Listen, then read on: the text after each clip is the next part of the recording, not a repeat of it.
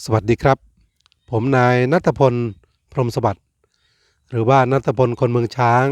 นะครับวันนี้ก็ตรงกับวันจันทร์ที่30เดือนสิงหาคมวันนี้ผมเดินทางมารีวิวที่ดินที่อยู่ในเขตพื้นที่ของตำบลสลักใดอำเภอเมืองจังหวัดสุรินทร์นะครับที่ดินแปลงนี้อยู่ที่บ้านตะวันนะครับบ้านตะวันนี่ก็อยู่ใกล้ๆกับบ้านตะบันนะครับที่อยู่ใกล้ๆเมืองนะครับแล้วก็ที่ดินแปลงนี้นี่ที่สำคัญก็คือติดกับถนนลาดยางนะครับมีไฟฟ้ามีประปาเอกสารหลักฐานเนี่ยเป็นโฉนดครุฑแดงนะครับบริเวณพื้นที่นี่อยู่ใกล้ๆกับชุมชนเนี่ยตรงนี้เลยครับใกล้ๆเลยครับแล้วก็ที่ดินแปลงนี้นี่นะครับออกจากถนนสายหลักนะครับทางหลวงแผ่นดินสายสุรินทร์ศรีขอนะครับเข้ามาเนี่ยประมาณ500 เมตรเท่านั้นครับโอ้โห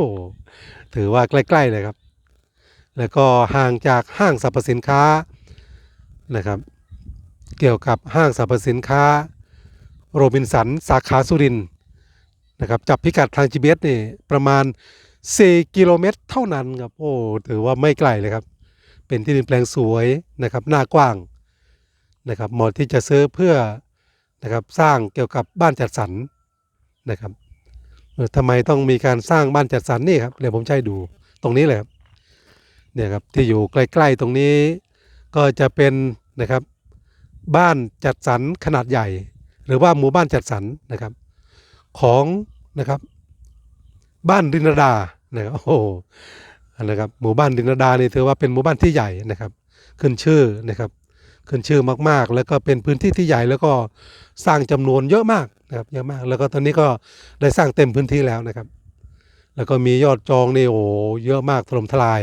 นะครับเพราะฉะนั้นนี่ตรงนี้เป็นพื้นที่แนะนำนะครับที่อยู่ใกล้ๆกับหมู่บ้านรินดานะครับสามารถที่จะสร้างบ้านขายได้อย่างสบายๆนะครับเพราะว่าเป็นพื้นที่ที่อยู่ใกล้เมืองนะครับแล้วก็อยู่ใกล้ๆกับถนนสายหลักนะครับทางหลวงแผ่นดินเลยนะครับเพราะฉะนั้นก็ผมขออนุญาตบอกราคาขายเลยนะครับที่ดินเนื้อที่นะครับ13 ไร่2 งาน85 ตารางวาติดกับถนนลาดยางนะครับมีไฟฟ้ามีประปาเอกสารหลักฐานเนี่ยเป็นโฉนดครุฑแดงสามารถโอนกรรมสิทธิ์ได้ทันทีนะครับ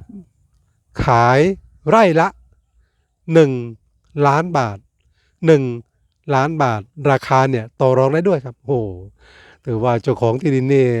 นะครับใจดีครับบอกว่าคุณณัฐพลบอกไปเลยครับ1 ล้านบาทสามารถต่อรองได้เยอะเลยครับเนี่ย